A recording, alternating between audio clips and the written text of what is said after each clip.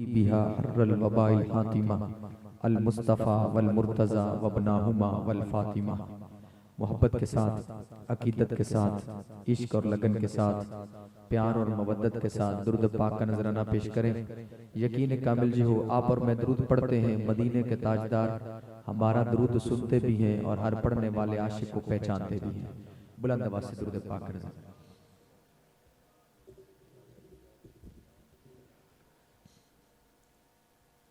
थोड़ा थोड़ा आगे तशरीफ ले आइए, आप आगे आ जाइए, आप आगे आ जाइए।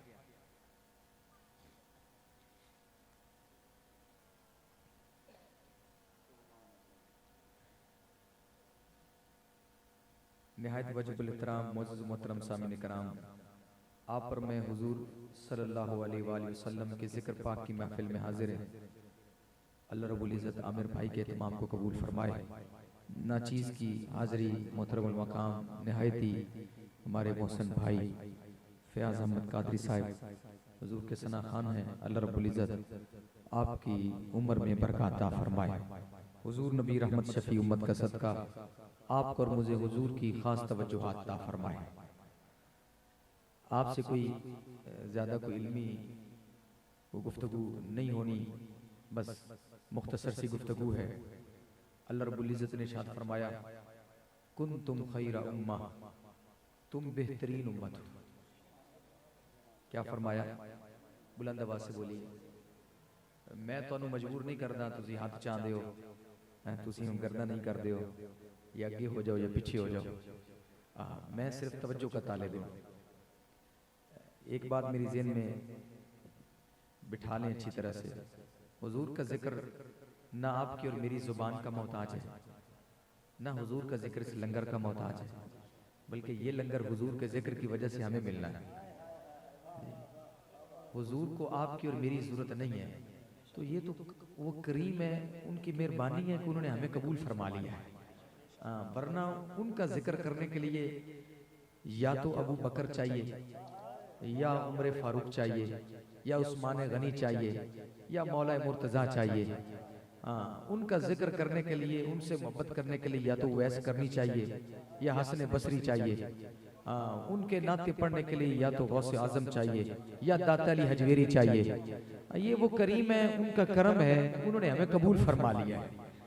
ये तो हम हुजूर के जिक्र से अपनी जुबान को गुस्ल देने वाले हैं। याद रखना, जब आप हुजूर का नाम लेते हैं आपकी जुबान का गुस्ल होता है, और जब आप हुजूर की मोहब्बत में रोते हैं तो आपकी आंख का गुस्ल होता है, और जब आप हुजूर की मोहब्बत को दिल में बसा लेते हैं तो आपके दिल का गुस्ल हो जाता है।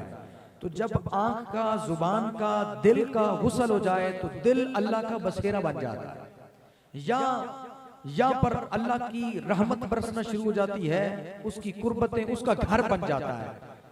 मस्जिद भी अल्लाह का घर है और दिल भी अल्लाह का घर है।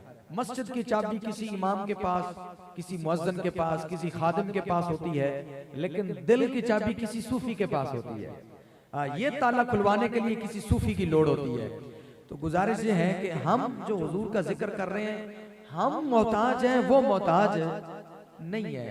तो इसलिए आपसे कोई लेना देना नहीं है। जो ये नसीब में है, हम इसी लंगर पे पलते हैं, हमारी नस्लें भी इसी पर, इसके हम इनकारी नहीं है जी, ना ही हम इसका इनकार कर सकते हैं। ज़हरा के बाबा के नाम का मिले, हम कौन होते हैं इसका इनकार करने वाले जी। तो ये उनके नाम का हमने खाना है जिंदगी पर, हमने भी और हमारे बच्चों ने भी। हम तो इलाल इलान कह रहे हैं, और हम तो दुआ करते हैं कि हमारे बच्चे ज़हरा का लंगर खाते रहे ताकि वो किसी हराम की दौलत से बच जाए। जिनको ज़हरा के बाबा के लंगर का लुत्फ आ जाता है, वो फिर किसी हराम की तरफ जा ही नहीं सकते। इसका लुत्फ, इसका मजा ये अलग है जी। तो इसलिए ये टुकड़े हमारे लिए बड़े अजीम हैं। हाथ में होना और नसीब में होना ये अलग अलग एक मैटर है जी। किसी के हाथ में होता है, नसीब में नहीं होता, और किसी के नसीब में होता है, हाथ में नहीं होता जी। तो इसलिए गुजारिश ये है, आपसे सिर्फ और सिर्फ तवज्जो की तलब है। अल्लाह ने फरमाया, कुंतुम खैरा उम्मा। फयाज भाई तवज्जो कीजिएगा, तवज्जो भाईजान, कुंतुम खैरा उम्मा, तुम बेहतरीन उम्मत हो। अच्छा, जब अल्लाह ने ये कहा कि तुम बेहतरीन उम्मत हो, तो हमने सिर्फ एक नजर में खुद को देखा, हमारे अंदर झूठ, हमारे अंदर फरेब, हमारे अंदर धोखा, हमारे अंदर डाकाजनी, हमारे अंदर जिनाकारी, हमारे अंदर शराबखोरी, हमारे अंदर हरामखोरी और हमारे अंदर ये सारी कदूरतें भरी हुई हैं, बदअमालियां, जी सियाकारियां, बदकारियां, ये उम्मत भरी पड़ी है। मौला ये सारी अमाल, सारी खताएं, सब के बावजूद तू हमें कह रहा है तुम बेहतरीन उम्मत हो।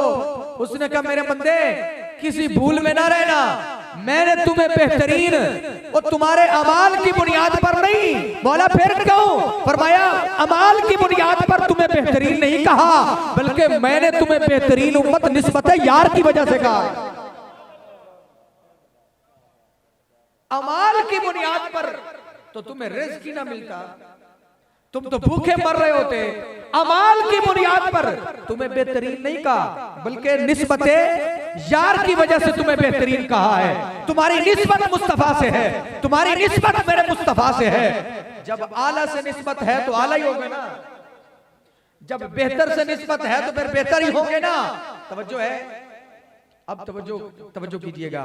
मौला जब तूने हमें बेहतरीन कह दिया, फरमा दिया, तो क्या कल कयामत के दिन भी तू यही कहेगा तुम बेहतरीन उम्मत हो, मूसा की उम्मत से बेहतर, ईसा की उम्मत से बेहतर, यूसुफ की उम्मत से बेहतर, यूनुस की उम्मत से बेहतर, इब्राहिम की उम्मत से बेहतर, इस्माइल की उम्मत से बेहतर, अयूब की उम्मत से बेहतर, याकूब की उम्मत से बेहतर, यूसुफ की उम्मत से बेहतर, यूनुस की उम्मत से बेहतर, दाऊद की उम्मत से बेहतर, शुएब की उम्मत से बेहतर, सुलेमान की उम्मत से बेहतर, आदम से लेकर ईसा तक हर नबी की उम्मत से बेहतर तुम उम्मत हो।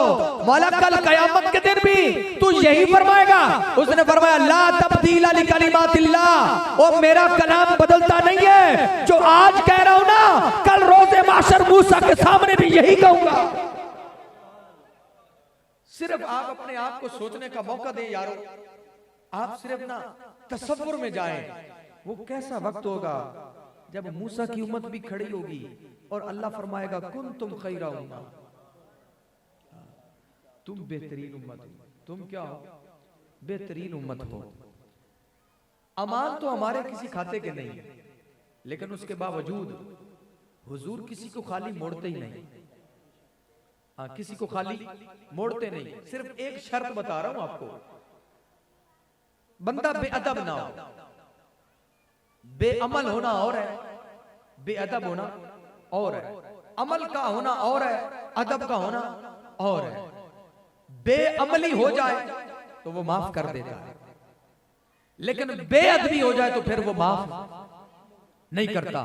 याद रखिएगा, माफी गुनाहगार की होती है, गद्दार की नहीं।